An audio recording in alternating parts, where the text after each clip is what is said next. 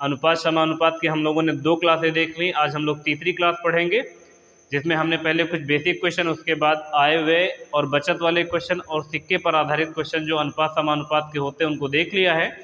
उसके आगे के क्वेश्चन आज हम देखेंगे। तो आज की क्लास में कुछ इंपॉर्टेंट क्वेश्चन भी बताएंगे। हम उम्मीद करते हैं कि आपने पहली और दूसरी क्लास देख ली होगी। अगर नहीं देखी होगी तो पहले आप पहली और दूसरी देख लेंगे, उसके बाद ही तीसरी क्लास देखेंगे तो ज़्यादा बेहतर समझ पाएंगे बातों को। तो देखिए आज का पहला क्वेश्चन है, लिखा हुआ है ए और बी के बीच कोई धनराशि 5:7 के अनुपात में बांटी गई है। यदि बी ए को 5 रुपये दे देता है तो अनुपात बदलकर 3:4 हो जाएगा।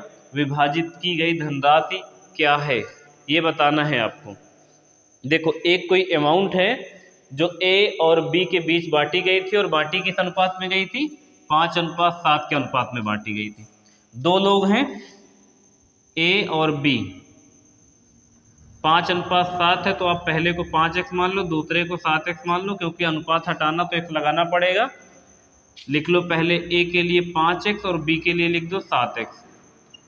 हुआ क्या है देखो, ए और बी के बीच कोई धनराशि जो 5:7 के अनुपात में बांटी गई है। बी ए को 5 रुपये दे देता है।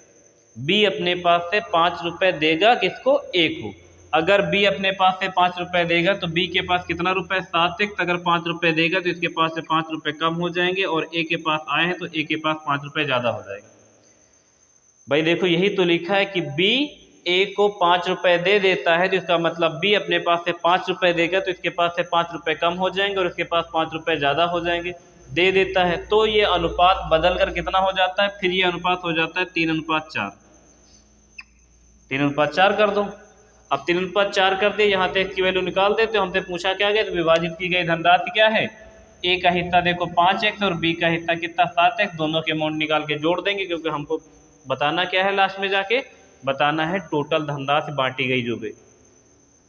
तो इसको आगे सॉल्व करोगे तो देखो 4 का गुणा करवा दो, इधर कितना हो जाएगा? 20x, और प्लस में कितना हो जाएगा? 5 को 20। 3 का गुणा इधर करवा देंगे, क्रॉस गुणा कर रहे हैं, इतना तो पता ही होगा आपको। 7 त्रिक कितना हो जाएगा? 21x, और माइनस कितना? 5 3 15। 21x से 20x घटाओगे तो बचेगा x, और ये 20 और 15 इधर आएगा, जुड़ जाएगा 15, तो कितना हो जाएगा? 35। तो तुम्हारे सामने x की वैल्यू कितनी आ गई है? 35 आ गई है। 5:7 के अनुपात में पैसा था ए और बी के पास। ए के पास 5x है और बी के पास 7x है। बी ने अपने पास से 5 रुपये ए को दिया है, तो बी के पास 5 रुपये कम हो जाएगा और ए के पास 5 रुपये ज़्यादा हो जाएगा, तो अनुपात बदल के 3:4 हो जाएगा। तो हमने बराबर में 3:4 लिख दिया है। 4 का क्रॉस गुणा किया तो हो जाएगा 4 पंचे 20x, और प्लस का निशान, और 4 पंचे 20 बराबर करके लिखेंगे। देखो 7 त्रिक 21x, और 5 नहीं कितना? 15 माइनस का। ये वाला 21x से जब 20x घटेगा तो x बराबर कितना हो जाएगा? 15 इसमें जुड़ जाएगा तो हो जाएगा 35। x की वैल्यू यदि 35 आ गई तो हमको क्या बताना था? कुल अमाउंट बतानी है, बांटी गई कुल धनराशि। तो a का हिस्सा 5x, और ये हो गया कितना? 7x और 5x, दोनों को जोड़ दोगे तो हो जाएगा 12x। टोटल अमाउंट कितनी? 12x। तो x की वैल्यू लिख दो। x की वैल्यू कितनी है तुम्हारे सामने? x की वैल्यू 35 है, तो 35 गुणे 12 कर दो। 12 पंचे 60, और 12 तई 36, और 36 से 42। तो टोटल धनराशि जो बांटी गई थी वो कितने रुपए थी? टोटल बांटी गई धनराशि 420 रुपये थी, और आपसे यही पूछा गया था कि विभाजित की गई धनराशि क्या है। तो इसका सही उत्तर कितना आ जाएगा? 420। एक तरीका तो इसको करने का ये है कि आप x मान कैसे करें।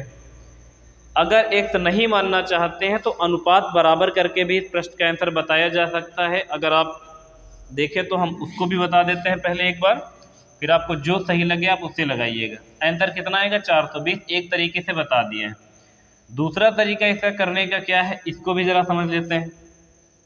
देखो a और b का जो अनुपात है वो कितना है? 5:7 है। और फिर b ने जब a को 5 रुपये दे दिया है तो ये बदल कर अनुपात कितना हो गया है? 3:4 हो गया है। इस जगह पे ध्यान देने वाली बात क्या है, आप एक एग्जाम्पल समझिए। जैसे मान लो कि हमारे पास 100 रुपये हैं और हम 2 लोगों में ये पैसा बांटना चाह रहे हैं। अगर मान लो हमारे पास 100 रुपये होते और हम इनको दो लोगों में बांट रहे होते। अगर हम इसको दे दें 75 रुपये और इसको दे दें 25 रुपये, तो दोनों को जोड़ोगे तो 100 रुपये होगा कि नहीं होगा। अब अगर मान लो कि हम 5 रुपये इससे निकाल के पहले वाले आदमी से दूसरे वाले को दे दे, तो इसके पास 30 हो जाएगा, इसके पास कितना हो जाएगा 70 हो जाएगा। तभी दोनों को जोड़ोगे तो कितना आएगा 100 आएगा। या इसका उल्टा कर दें कि 5 इसको दे दे तो इसके पास 80 हो जाएगा, इसके पास 20 रह जाएगा, फिर दोनों को जोड़ोगे कितना हो जाएगा 100 हो जाएगा। आप देख रहे हो कि यहाँ पैसा बदल गया है। पहले व्यक्ति के पास 75 था, दूसरे वाले के पास 25 था। दूसरी कंडीशन में पहले वाले के साथ 70 था, दूसरे वाले के पास 30 था। तीसरी कंडीशन में पहले वाले के पास 80 रुपये था, दूसरे वाले के साथ 20 रुपये था। लेकिन तीनों कंडीशन में जो टोटल अमाउंट है वो कितनी है 100 की 100 ही रुकी है। ऐसा क्यों हुआ है? क्योंकि दो लोगों के बीच में पैसा जो बटा है ये 5:7 के अनुपात में था। बी ने क्या किया, बी ने अपने पास से 5 रुपये ए को दे दिया, दोनों को जोड़ा तो दोबारा अनुपात 3:4 हो गया। तो क्या ये बताइए, क्या इनका योग बदल जाना चाहिए? 7 5 कितना होता है 12 ऊपर लिख लो, और 4 3 कितना हो जाता है 7 हो जाता है। जब पैसा वही है, केवल बी ने 5 रुपये ए को दे दिया, तो उसका योग नहीं बदलना चाहिए। वो हम लोगों ने यहाँ देख लिया क्यों नहीं बदलना चाहिए। तो अगर 5 रुपये बी ने ए को दे दिए हैं तो इससे अनुपात बदल जाएगा, लेकिन अनुपातों का योग नहीं बदलना चाहिए। और यहाँ पे जो योग बदल गया है यही गलत हुआ है, तो योग को सेम कर देते हैं। 5:7 के अनुपात में पहले अमाउंट थी, उसके बाद जब बी ए को 5 रुपये दे देता, यानी बी के पास से जब 5 रुपये ए के पास आ गया तो अनुपात 3:4 बन गया, इसका योग 7 बन रहा है। पैसा इधर उधर जाने के बाद भी योग नहीं बदलना चाहिए, बस ये शर्त है इसकी। अभी क्या करेंगे, 12 और 7 का एलसीएम लेके बराबर कर लें। हमको लग रहा है कि 7 से ऊपर गुणा कर दें और 12 से कर दें नीचे, तो 12 7 84 और 12 7 84 बराबर हो जाएगा। अब 7 का गुणा अगर अंदर कर दें तो देखो कितना हो जाएगा, 5 7 हो जाएगा 35, और फिर हो जाएगा 7 7 49, और यहाँ कितना हो जाएगा 12 3 36 और 12 चौको 48, यही हो जाएगा। अब आपको क्या बताना था, देखो विभाजित की गई धनराशि कितनी। 5 रुपये किधर दिए थे, 5 रुपये बी ने दिए थे, किसको, ए ने। आपको बताना यहाँ पे क्या था कि विभाजित की गई टोटल धनराशि कितनी है, ये आपको बताना था। अब जो इन दोनों के बीच जो डिफरेंस बना है वो देखो कितने का है, 1 का डिफरेंस बना है। यहाँ पे 1 का जो डिफरेंस है कितने के बराबर है, 1 का डिफरेंस है 5 के बराबर, क्योंकि 5 रुपये बी ने ए को दिया था। और आपको बताना विभाजित की गई टोटल धनराशि, तो टोटल धनराशि कितनी हो जाएगी, 49 यूनिट बी की है और ए की है 35 यूनिट। दोनों को जोड़ोगे 40 50 60 70 80 4 84, तो 84 यूनिट की वैल्यू कितनी बनेगी ये बता देना है। तो 5/1 गुणे में 84, और गुणा कर दोगे तो 5 चौको 20, कैरी 2, 5 8 40 और 40 2 42, यानी टोटल अमाउंट अगर आपके सामने देखें तो निकल कर कितनी आ गई है, टोटल अमाउंट यहाँ पर भी 420 आ जाएगी। सही है। दूसरा क्वेश्चन है लगभग उसी तरह है, देखिएगा लिखा हुआ है आर के पास क्यू के पास से 2 गुना रुपए है, पर क्यू के पास से आर 42 रुपये पाने के बाद आर के पास क्यू का 1/4 भाग है, तो क्यू के पास प्रारंभ में कितने रुपए थे। ये क्वेश्चन उसी तरह का जैसा भी आप लोगों ने लगाया था, जिसमें ए भी 5 रुपये इधर उधर गया था। इस वाले में देखो अनुपात आपको बताया गया है क्या, 2 लोग हैं। पहले तो देखो आर है और क्यू है, आर और क्यू में बताया गया आर के पास क्यू के पास से 2 गुना रुपए हैं, तो इसका मतलब इसके पास अगर 1 होगा तो इसके पास 2 होगा, क्योंकि आर के पास क्यू से 2 गुना रुपए है, तो इनके बीच के जो अनुपात बनेगा वो कितना बनेगा, 2:1 बन जाएगा। उसके बाद कह रहे हैं कि देखो क्यू के पास से 42 रुपये, क्यू के पास से आर 42 रुपये पाने के बाद, इसका मतलब है कि अगर क्यू अपने पास से 42 रुपये दे दे आर को, अब 42 रुपये चाहे इधर जा रहा हो चाहे इधर जा रहा हो, हमने बताया था कि इनका योग नहीं बदलना चाहिए। और आगे कंडीशन क्या है, पाने के बाद क्या हुआ है कि आर के जो पास पैसा है, आर के पास क्यू के पास के पैसे का 1/4 है, यही तो है। आर के पास जो अमाउंट है वो क्यू के पास के अमाउंट के 1/4 है, तो ये हो जाएगा 4R बराबर में क्यू, तो R अनुपात अगर Q की वैल्यू जानना होगा तो क्या पता चलेगी आपको, 4:1। तो दोबारा ये अनुपात बदल कर कितना बन रहा है, दोबारा बन रहा है ये अनुपात बदल के 4:1। भाई अनुपात सीधा सीधा भी तो बताया हुआ था इससे पहले वाले में, अब की बार सीधा सीधा नहीं बताया गया है। फिर से समझ लो, देखो R के पास Q के पास से 2 गुना रुपए है, तो R के पास Q से 2 गुना रुपए है। Q के पास से R 42 रुपए पाने के बाद इसका मतलब R 42 रुपए ले लेता है किससे, Q के पास, इसका मतलब इससे 42 रुपए घटा है और इसके पास आ गया है। उसके बाद क्या हुआ, अनुपात में क्या बदलाव हुआ, अनुपात में यह बदलाव हुआ कि जो R के पास है वो Q के पास का 1/4 हिस्सा हो जाएगा। तो 1/4 हिस्सा करोगे तो 4R बराबर 1Q हो जाएगा। तो R अनुपात Q बराबर हो जाएगा 4:1। इसका मतलब R और Q का अनुपात बदल के दोबारा कितना हो जाएगा, 4:1 हो जाएगा। हमने बताया था अनुपात का योग नहीं बदलना चाहिए। ऊपर देखो 3 हो रहा, नीचे देखो 5 हो रहा है, अनुपात बदल गया है। इसको सेम करने के लिए इस वाले 5 से ऊपर गुणा करना पड़ेगा, इस वाले 3 से नीचे गुणा कराना पड़ेगा, तभी तो 5 से 15 और 5 से 15 होगा। फिर ये 5 गुणा कर देगा तो कितना, 5 दूना हो जाएगा 10 और ये हो जाएगा 5 एकम 5। फिर देखो यहाँ कितना हो जाएगा, 3 चौक हो जाएगा कितना, 12 और यहाँ 3 एकम कितना हो जाएगा, 3 हो जाएगा। इन दोनों के बीच का देखो डिफरेंस सेम दिखेगा तुमको, कितना, 2 और 2। ये 2 कितने के बराबर है, अब जो ये 2 यूनिट है ये कितने के बराबर है, 4200 के बराबर है, क्योंकि 42 रुपये इधर से उधर गया है। बताना क्या है आपको, बताना है Q के पास प्रारंभ में कितना रुपए था। तो Q के पास प्रारंभ में जो अनुपात है, Q का प्रारंभ का अनुपात क्या है, 5 है। अगर Q के पास वर्तमान में कितना पूछा होता तो 3 यूनिट की वैल्यू निकालते। Q के पास प्रारंभ में कितना रुपए, इसको जानने के लिए 5 यूनिट की वैल्यू निकालना पड़ेगी। यदि 1 यूनिट की वैल्यू 4200 रुपये, सॉरी 2 यूनिट की वैल्यू 4200 रुपये है तो 4200/2 गुणे में क्या कर देंगे, 5। 2 से काटेंगे तो कितना हो जाएगा, 2 दूना 4 और 2 एकम 2 और 00, दोनों को गुणा करवा देंगे तो कितना हो जाएगा, गुणे में 5, 00 पहले ये 5 और 5 दूनी 10। क्या ये सही है? अगर गलत हुआ है तो एक बार हम देख लेते हैं क्या इसका सही उत्तर आ रहा है, इतना ही आएगा कि नहीं आएगा। जो 2 बराबर बताया गया था कितने के बराबर है, अच्छा कहीं गलत हुआ है क्या, जरा देखो एक बार। 2 और इसका योग 3 हो जाएगा और 4 1 हो जाएगा 5। अच्छा ठीक है, ये वाला 3 नीचे कर दिया, वाला 5 ऊपर कर दिया, तो 5 दूना 10 हो गया है और 5 एकम 5 हो गया। ये वाला 3 चौक 12 हो गया है और ये 3 एकम 3 हो गया है। कहीं गलत है, थोड़ा सा देख के बताएंगे कहाँ पर गलत है, गलत कहाँ पर है।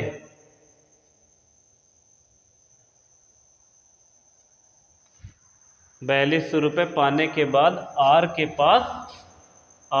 पास Q का 1/4 भाग है और इससे पहले R के पास Q के पास का 2 गुना भाग है। R के पास Q के भाग का 2 गुना भाग है तो इसके पास 2 गुना हो गया है।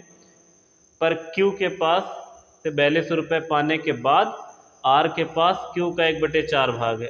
R के पास Q के भाग का 1/4 भाग है तो 4 का गुणा इधर कर देंगे तो 4R बराबर में हो जाएगा 1Q। तो R वैल्यू, अच्छा हाँ ठीक है, ये उल्टा लिखा है, ये 1:4 लिखा जाएगा। 1:4 यदि वो लिखा जाएगा तो ये अनुपात बदल जाएगा, अनुपात बदलेगा तो ये हो जाएगा कितना, देखो ये 1:4 बनेगा, उल्टा लिख गया था, इसको एक बार ज़रा सही करो। तो यहाँ योग बनेगा 5, 5 ऊपर 3 नीचे, तो अनुपात बदल के कितना आ जाएगा, 5 दूना 10 और इधर कितना, 5 एकम 5 और ये वाला कितना, 3 और 3 चौक 12। अब इन दोनों के बीच का डिफरेंस 7 7 का बनेगा। तो 7 यूनिट की वैल्यू 4200 के बराबर करनी पड़ेगी, क्योंकि इससे पहले जो डिफरेंस आया था तो वो गलत हो गया था। तो 7 यूनिट की वैल्यू 4200 और Q क्या है बतानी है, तो 5 यूनिट की वैल्यू बतानी है। तो 4200 और बटे में कितना, 7 और गुणे में कितना, 5, 7 छंग 42 और 6 पंचे 30। अब जाके ये क्वेश्चन सही हुआ, 3000 रुपये होगा क्या। इस प्रश्न का आंसर सामने लिख देते हैं, देखो हम इस प्रश्न का सही उत्तर कितना आ जाएगा, 3000 आ जाएगा। गलत कहाँ हुआ था एक बार हम दोहरा रहे हैं, सुन लो ध्यान से। R के पास Q से 2 गुना रुपए, R की वैल्यू Q से 2 गुना हो गई है। Q के पास से R 4200 रुपये पाने के बाद, इसको भूल जाओ भी, R के पास Q का 1/4 है तो R के पास Q का 1/4 है तो 4 का गुणा कराओगे तो 4R और यहाँ हो जाएगा 1Q और R अनुपात Q की वैल्यू ढूंढोगे तो R की वैल्यू तुम्हारे सामने 1 है और Q की वैल्यू 4 है, जो हमने इसी को गलत कर दिया था, 4:1 लिख दिया था, गलती से, तो उसके लिए क्षमा चाहते हैं। 1:4 हो जाएगा। तो 1:4 करेंगे तो योग 5 बनेगा। अनुपात बराबर करना पड़ेगा क्योंकि अभी इससे पहले वाले प्रश्न में बताया था ऐसा क्यों करते हैं। तो 5 का गुणा ऊपर करेंगे, 3 का नीचे करेंगे तो 10:5 और 3:2 हो जाएगी। इन दोनों के बीच का डिफरेंस 7 है और 7 कितने के बराबर? वही जो 42 रुपये क्यू के पास से आर के पास गया था। इससे पहले बी के पास से ए के पास 5 रुपये गया था। तो 7 यूनिट की वैल्यू 4200 के बराबर, तो 5 यूनिट की वैल्यू कितना हो जाएगी? 3000 के बराबर। तो इस प्रश्न का सही उत्तर आपके सामने कितना निकल कर आ जाएगा?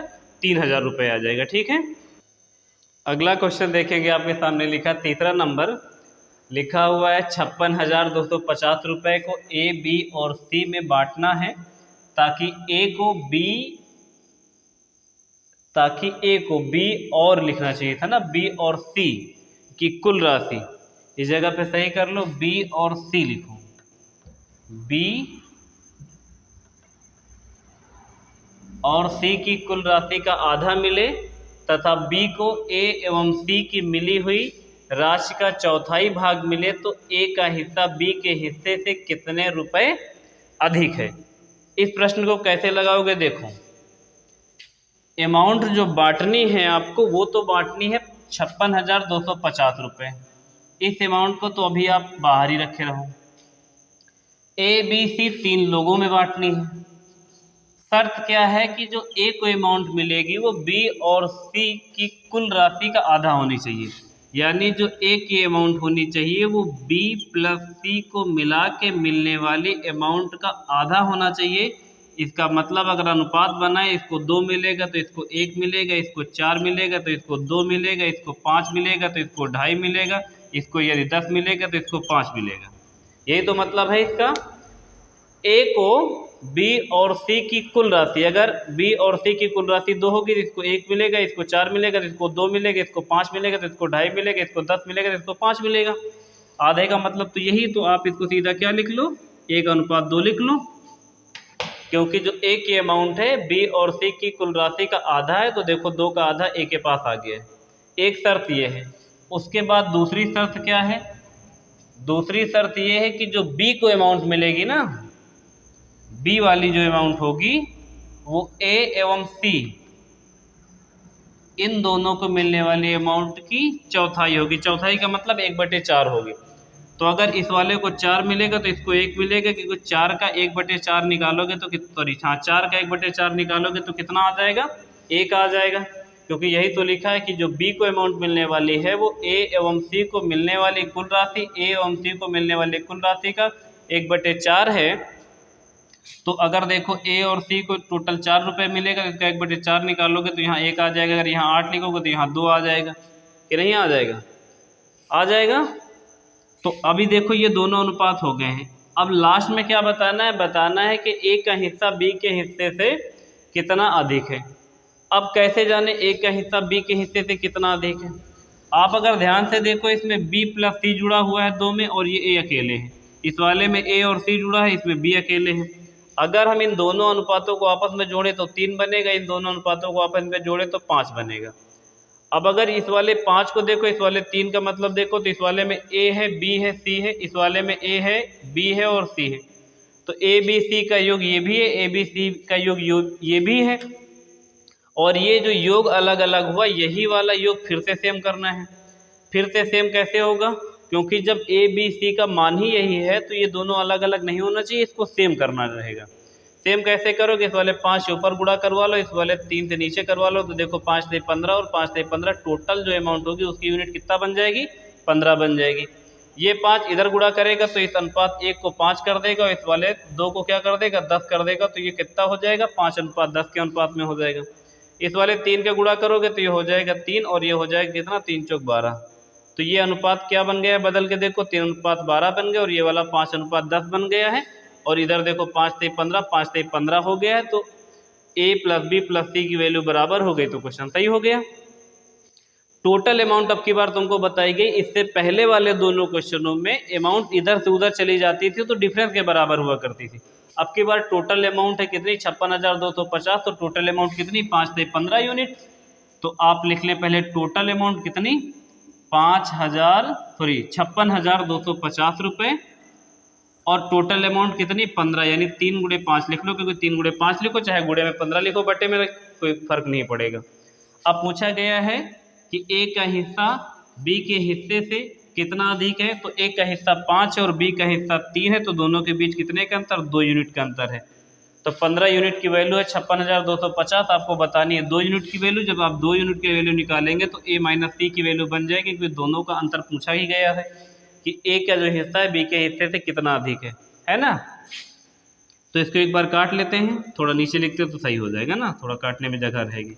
56,250 और बटे में कितना 3 गुणे में 5 और गुणे में 2। 5 से इसको काट दो एक बार पहले, 5 एकम 5, 5 एकम 5, और उसके बाद 5 दूना 10, और उसके बाद 5 पच्चे 25, गलत तो नहीं हुआ। 5 एकम 5, 5 एकम 5, 5 दूना 10 और 5 पच्चे 25 और 0। 3 से इसको काट लो, देखो 3 तरीका कितना 9, 10 11, 3 सतह कितना 21 और 3 पच्चे 15, 0।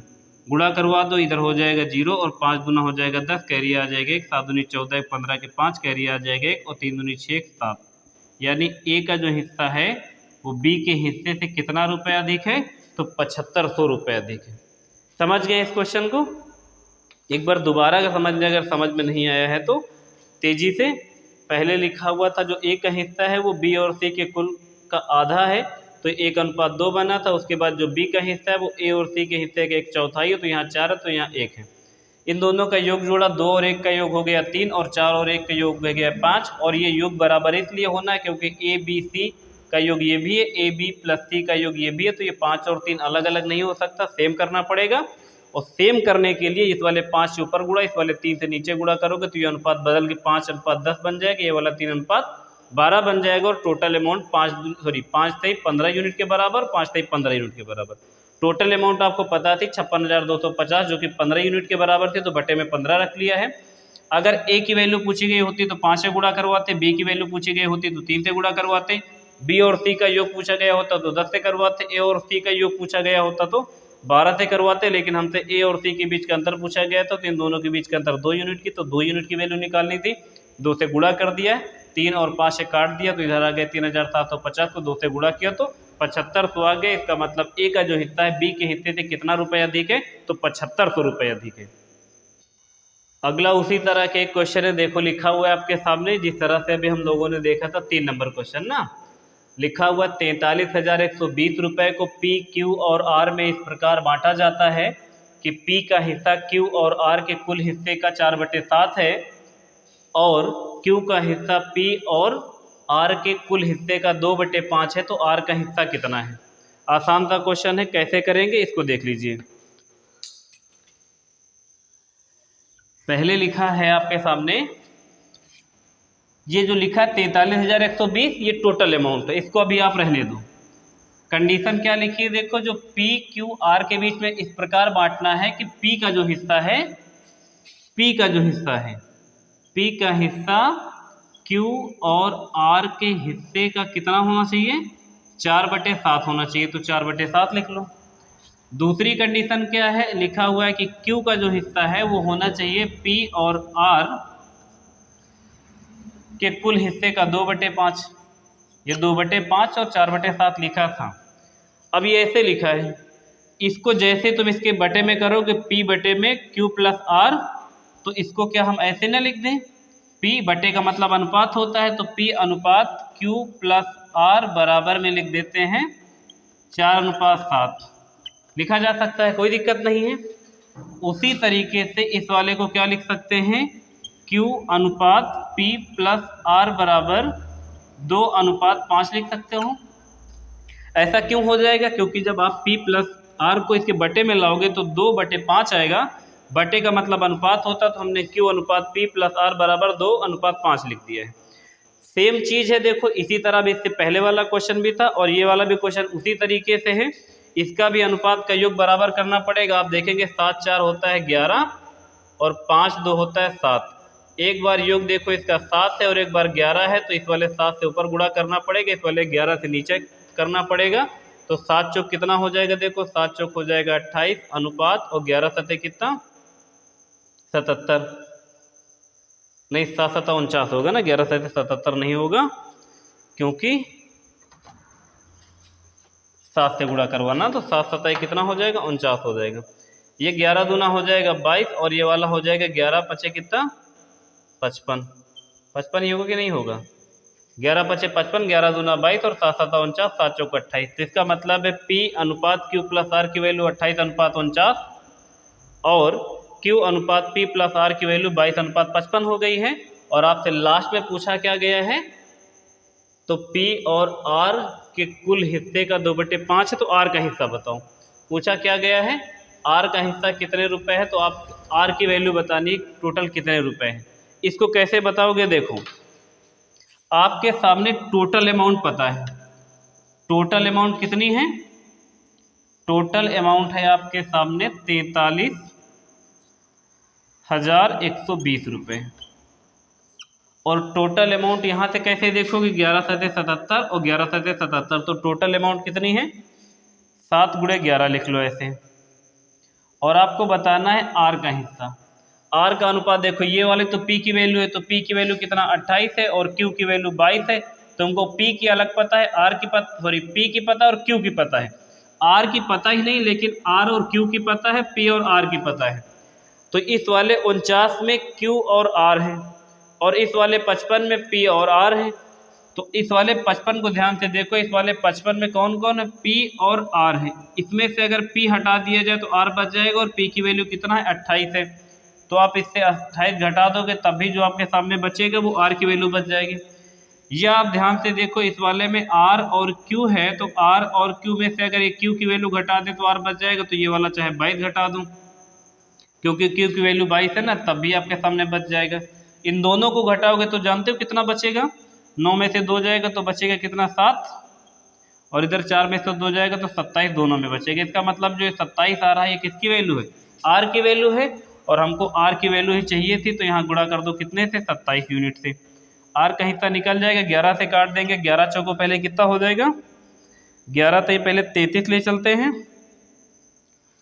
तो 11 से 33 कितना बचेगा 7 8 9 10, फिर 11 में 99 कर लेते हैं, 99 और कितना बचेगा 11 दूना 22 और 0, फिर 7 से इसको काट देंगे। देखो 7 से काटेंगे तो कितना हो जाएगा 7 पचे 35, इधर लिख रहे हैं देखो 7 से काटोगे तो 7 पचे 35 और 7 छंग 42, 560 × 27, 560 × 27 कर दोगे तो कितना आ जाएगा, इनको गुणा करके देख लेते, 560 × 27 करना है, 56 × 27 कर देते, 7 छंग 42 की 2 कैरी बचेगा 4 और 6 दूनी 12 और 7 पचे 35, 5 4 9 2 11 कैरी आ जाएगा 1, तो 1 1 2 और 3 2 5, 5 इधर बचा लो तो हो जाएगा 5 दूनी 10 और 5 15, आ जाएगा 15,120। कितना आ जाएगा 15,120। तो R का हिस्सा आपके सामने निकल के आ गया है कितना 15,120। क्वेश्चन बहुत अच्छा है, एग्जाम में पूछा जाता है। हमने पहले 2 वीडियो में बहुत आसान क्वेश्चन बता दिए थे, तो हमने आज आपको वो क्वेश्चन बताए हैं जो एग्जाम में आएंगे ही आएंगे। ठीक है, तो इस प्रश्न का आंसर कितना होगा 15,120। अगला क्वेश्चन है देखिए आपके सामने, और ये क्वेश्चन बिल्कुल आसान सा लिखा हुआ है। लिखा हुआ है A और B के वेतन का योग 25,000 रुपये है। वे अपने वेतन का 75% खर्च कर देते हैं और उनके बचत का अनुपात 14:11 है। तो उनके वेतन क्या है, दोनों लोग के वेतन बताने हैं। 2 लोग हैं A और B। अब एक चीज़ आप ध्यान से समझेंगे, दोनों लोग अपने वेतन का 75% खर्च कर दिए हैं। ये भी हो सकता था कि A 75% खर्च करे और B 80% खर्च कर दे, या A 75 खर्च करे और B 25 ही खर्च करे। अलग अलग भी खर्च कर सकते हैं, लेकिन इस वाले क्वेश्चन में क्या बोला गया है कि A और B के वेतन का जो योग है वो 25,000 रुपये है और अपने वेतन का 75% खर्च कर देते हैं, और उनकी बचत का जो अनुपात है ना वो 14:11 है। जो बचत का अनुपात है वो 14:11 है। और अगर आप A और B की आय का अनुपात बनाएं, आय का अनुपात बनेगा कैसे, आय तो 100% होती है। 75% अगर A ने खर्च किया तो इसका मतलब उसने 25% बचाया है, और 25% बचाने की वजह से उसका कितना यूनिट पैसा बच रहा है 14 यूनिट बच रहा है। तो आप क्या लिख देंगे 14/25 और 100 से गुणा कर देंगे तो क्या हो जाएगा ए की आय का निकल आएगा हिस्सा। बी वाले का क्या है कि बी ही 75, बी ने भी 75% खर्च किया तो इसका भी कितना परसेंट बचा, इसका भी 25% बचा, तो इसके बटे में 25 करके 100 से गुणा कर लेंगे। और यहाँ तक दिख रहा है, तो इसको भी 100 से गुणा करना पड़ेगा। तो देखिए जो 14 है ये 25 यूनिट की वैल्यू है और 100 से गुणा करेंगे तो टोटल इनकम बन जाएगी। जो ये 11 है ये भी 25% की वैल्यू, इसको 100 से गुणा करेंगे तो ये भी टोटल इनकम बन जाएगी। यहाँ पर अनुपात में कोई फर्क नहीं पड़ेगा क्योंकि दोनों लोगों ने सेम अमाउंट खर्च की है, दोनों लोगों ने 75% ही खर्च किया है। अगर मान लो अभी ए ने 75 खर्च किया तो नीचे 25 लिखें, अगर बी ने अभी 20% खर्च कर दिया होता तो नीचे 80 लिखते, या 80% खर्च कर दिया होता तो नीचे 20 लिखते। जितना खर्च करने के बाद बचेगा वही लिखेंगे क्योंकि ये बचत का अनुपात है। ए और बी ने दोनों लोगों ने 75% पैसा खर्च किया तो इसका मतलब 25% बचाने की वजह से इसका 14 यूनिट है तो बटे में लिख दिया है 25 14 के नीचे और 100 से गुणा कर दिया है तो टोटल आय बन गई है। और बी की बचत है 11 रुपये, ये 11 अनुपात कह दो यूनिट में है तो, और बटे में 25 100 से गुणा कर दोगे तो ए और बी की आय का अनुपात बन जाएगा ये 100 और ये 100, ये 25 आपस में कट जाएगा तो अनुपात यहाँ पर देखो नहीं बदलेगा। लेकिन आपको ये तरीका पता होना चाहिए, हमेशा के लिए ऐसा नहीं होगा कि जो बचत का अनुपात है वही उनकी आय का अनुपात हो जाएगा। ऐसा तब होगा जब दोनों लोग सेम अमाउंट खर्च कर रहे होंगे, दोनों लोग या तो 75% या तो दोनों 25% या तो दोनों 30%। अगर दोनों लोगों ने अलग अलग अमाउंट खर्च कर दी है, एक ने 75% और एक ने 20%, तब यह अनुपात बदल जाएगा। उस कंडीशन में आपको ऐसे ही करना होगा जैसे हमने किया हुआ है। अब दोनों लोगों की आय का अनुपात पता चल गया है और आपसे पूछा ही क्या था, पूछा क्या गया था दोनों की आय। तो पहले ए की आय निकाल दो, ए की आय बराबर कितना हो जाएगा, टोटल दोनों लोगों की जो आयु का योग है ये आपको 25,000 बताया गया था, ये लिखा है। और इसमें से ए का हिस्सा बताना है तो ए का हिस्सा कितना 14 यूनिट, और 14 और 11 जोड़ के कितना हो जाएगा 25, 25 से काट दोगे इसका मतलब है ए की जो क्या थी, ए का जो वेतन था वो कितना हज़ार आ जाएगा, ए का वेतन 14,000 रुपये। बी का भी वेतन पूछा गया है तो बी की भी आय निकाल दो। बी की भी आय निकालने के लिए टोटल आय कितनी लिखोगे 25,000 रुपये, और बी का हिस्सा निकालना है तो ऊपर 11 लिख लेते हैं और दोनों को जोड़ के नीचे लिख देते हैं क्योंकि जो ये 25,000 है टोटल है तो 25 से 25 कट जाएगा, ऊपर आ जाए कितना 1,000, गुणा कर दोगे तो 11,000 बचेगा। तो आपको दोनों लोगों के वेतन बताने थे तो ए का वेतन कितना आया है 14,000 रुपये और बी का वेतन कितना आएगा 11,000 रुपये। ठीक है, अगला क्वेश्चन देखिए उसी तरह का लिखा है। अब की बार उन लोगों ने अलग अलग परसेंटेज में खर्च किया है तो यहाँ पर वो बात समझ लेते हैं। इससे पहले वाले प्रश्न में दोनों लोगों ने सेम परसेंटेज खर्च कर दिया था। लिखा हुआ है ए बी और सी की मजदूरी की कुल राशि 333 रुपये है। तीनों लोगों की मिला के ना, तीनों लोगों की कुल राशि 333 रुपये है। वे अपनी मजदूरी का क्रमशः 80%, 85% और 75% खर्च करते हैं। यदि उनकी बचत का अनुपात 7:6:9 है तो ए की आय क्या है। ए की आय बतानी है आपको। पहले तो आप ए अनुपात बी और सी की आय का अनुपात बना देते हैं ना, किसका किसका, ए बी सी का। ए का देखो कितना है बचत का जो अनुपात, इनका बचत का हिस्सा 7 है और इनका बचत का हिस्सा 6 और इनके बचत का हिस्सा 9 है। अब आप ध्यान से देखो, ए ने 80% खर्च किया है, उसके बाद उसके जो बचत का यूनिट है वो कितना है 60 है। तो अगर 80% खर्च किया तो कितना परसेंट बचाया 100%, 20% बचाया है। 80 से घटा दो ये वाला 100। अगर ए ने 80% खर्च किया है तो बचाया होगा 20% और 20% की वैल्यू कितनी 7 बराबर है। तो 100% की वैल्यू बताना तो 100 से गुणा कर दोगे तो इसकी टोटल आय पता चल जाएगी। बी ने उसी जगह 85 खर्च किया तो इनका बचेगा कितना 15% बचेगा, और इनको गुणा काहे से कर लूँ 100 से कर लूँ, सही है। इन्होंने 75% खर्च कर दिया तो इनका बचेगा 25%, इसको भी काहे से गुणा कर लो 100 से गुणा कर लो। अब इनका अनुपात बना लोगे तो ये इनकी आय का अनुपात हो जाएगा, बचत के अनुपात से आय का अनुपात बना लिया। ये 100 तीनों में कॉमन दिख रहा है तो ऐसे काट दो, 5 से काट दो, 5 चौक को 20, 5 तेई 15 और 5 पच्चे 25 और 3 से काट दो, 3 दूनी कितना 6, यहाँ 2/1 आ जाएगा। अब देखो यहाँ 7/4 बचा है और यहाँ पे 2/1 बचा है और यहाँ पे 9/5 बचा है। बटे में बचा है, एलसीएम लेके गुणा कर देते जिससे कि बटे से हट जाए ना। बताया था ना अनुपात बताने के लिए अगर बटे में रहे तो क्या करना है गुणा करना पड़ेगा एलसीएम से, और उनके एलसीएम कितना हो जाएगा 5 और 4 और 1 का 20 हो जाएगा ना। तो 5 चौको 20।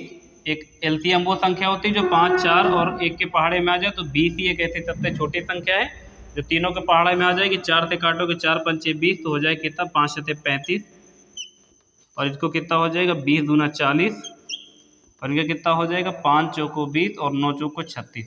यानी इनकी जो आय का अनुपात फाइनली बनेगा वो कितना बन जाएगा 35:40:36 बन जाएगा। ये इनकी आय का अनुपात बन गया है और इनकी आय का योग 333 पता है। और तुमको किसका हिस्सा बताना है, एक का हिस्सा बताना, आसानी से निकाल दो। एक का हिस्सा बताना है आय में, तो 333 रुपये ये टोटल अमाउंट है। और इन सबको जोड़ दोगे, इन सबको जोड़ोगे कितना 6, 5, 11 कि एक कैरी बचेगा 1 और 4, 4, 8, 8, 3, 11, 111 के बराबर ये हो जाएगा। और बताना है एक का हिस्सा, तो एक का अनुपात कितना है 35 है। 111 से काटोगे 3 बार में चला जाएगा, 5 से 15 की 5, कैरी आ जाएगा 1, 3 3 9, 1 10। इसका मतलब है एक का हिस्सा आपको कितना निकाल के दे देंगे, एक का हिस्सा आएगा 105 रुपये। अगर बी का हिस्सा पूछते तो 35 की जगह पे 40 लिख लेते, अगर सी का हिस्सा पूछते तो 36 लिख देते। किसी का भी हिस्सा पूछे आप 3 से गुणा करवा दो, क्योंकि 3 तो 33, 111 से भाग करें तो 1 यूनिट की वैल्यू 3 बन रही है। 35 का 3 से गुणा करोगे ए का हिस्सा निकाल आएगा, 40 को 3 से गुणा करोगे बी का हिस्सा निकाल आएगा, 36 को 3 से गुणा करोगे सी का हिस्सा निकाल आएगा। तो 333 में से हमने ए का हिस्सा निकाला, क्योंकि हमसे पूछा गया था कि ए की आय क्या है, तो ए की आय आएगी कितनी 105 रुपये। देखिए अगला क्वेश्चन है आज का 7वां नंबर। लिखा हुआ है एक हीरा 3 हिस्सों में टूट गया है। इन तीनों हिस्सों के वजन का अनुपात 2:3:4 है। हीरे की कीमत इनके वजन के वर्ग के अनुक्रमानुपाती है। वजन के वर्ग के अनुक्रमानुपाती है। यदि इस हीरे के टूटने पर 52,000 रुपये का नुकसान हुआ हो तो हीरे की मूल कीमत कितने रुपए है, ये आपको बताना है। हुआ क्या है पूरी कहानी समझो। एक कोई हीरा था, वो 3 टुकड़ों में टूट के गिर गया है और तीनों टुकड़े का जो अनुपात दिया गया है वो 2:3:4 बताया गया है। मतलब एक हीरे के 3 टुकड़े टूट गए हैं, जिनमें से पहला हिस्सा 2 के बराबर और दूसरा हिस्सा 3 के बराबर और तीसरा हिस्सा 4 के बराबर। यानी वो तीनों हिस्से 2:3:4 के अनुपात में है। इसका जो रेट है वो बताया गया है हीरे के वजन के वर्ग के अनुक्रमानुपाती। इसका मतलब अगर 2 ग्राम का हीरा होगा तो 2 दूना 4 रुपये का मिलेगा। अगर 4 ग्राम का हीरा होगा तो 4 चौक 16 का मिलेगा। जितने ग्राम का उसके वर्ग के अनुक्रमानुपाती का मतलब है जितना वजन उसके वर्ग के बराबर अमाउंट देके आप उस हीरे के टुकड़े को ले सकते हो। हुआ क्या है, टूटने के बाद जब बेचा गया है तो 52,000 रुपये का नुकसान हो गया। तो बताओ अगर ना टूटा होता तो उसकी कीमत कितने रुपए थी। अभी ये इसका ये मतलब नहीं कि टूटने के बाद 5200 का बिका है। टूटने से पहले जितने का बिकना चाहिए था उससे 5200 रुपये कम का बिका है, तभी तो 52,000 रुपये कम का बिका है। इसका मतलब 52,000 का नुकसान हुआ है। नुकसान कैसे निकालोगे, देखोगे अगर मान लो ये हीरे के जो 3 टुकड़े हैं जो 2:3:4 के अनुपात में हैं, अगर इन सब को जोड़ ले तो टोटल हो जाएगा 3, 2, 5, 4, 9, तो टोटल योग 9 बन रहा है हीरे का। अगर भाई तीनों टुकड़े अलग अलग पता उनको जोड़ है तो 9 बन रहा है। इसका मतलब इस हिसाब से 9 का वर्ग कर दो। इसका मतलब है इसका जो बिक्री मूल्य होता कितना यूनिट होता, 81 यूनिट का बिकता। भाई मान लो अगर ये 2 ग्राम, ये 3 ग्राम, ये 4 ग्राम सबको जोड़ा तो 9 ग्राम का बना, यानी 9 9 81 रुपये का हीरा बिक जाना चाहिए था। ये अनुपात में है तो यूनिट में मान रखो इसको भी। अगर ये 3 टुकड़े में हो गए तो हर टुकड़ा अलग अलग बेचना पड़ेगा। पहला टुकड़ा 2 ग्राम का है तो 2 का वर्ग करो, ये 4 का बिकेगा, ये 3 का बिकेगा और ये वाला 4 चौक 16 का बिकेगा। यदि आप इन सभी को जोड़े तो देखिए 16 4 20 और 20 और कितना हो जाएगा 9। अब 29 का बिक रहा है। पहले बिकता था कितने का 18 का, सॉरी पहले बिकता था 81 का। पहले 81 रुपये का हीरा बिक सकता था, टूट गया, 3 टुकड़े बन गए। हमने रेट वही रखा कि जितना वजन होगा उसका वर्ग के बराबर अमाउंट दे दो और हीरा ले जाओ। तो पहले अगर ना टूटा होता तो टोटल 9 यूनिट का बन रहा था, तो 9 9 81 रुपये का हीरा बिक जाता। इसका पहले टुकड़ा बेचा स्क्वायर करके तो 4 का बिका, दूसरा 9 का बिका और तीसरा बिका 16 का। सभी को जोड़ा तो आया 29। इसका मतलब है जो हीरा 81 रुपये का बिक सकता था, पूरा समूचा अगर हीरा होता, टूटा ना होता, तो 81 का बिकता, टूट के बिखर गया 3 टुकड़ों में और उसको बेचा तो 29 रुपये का बिका।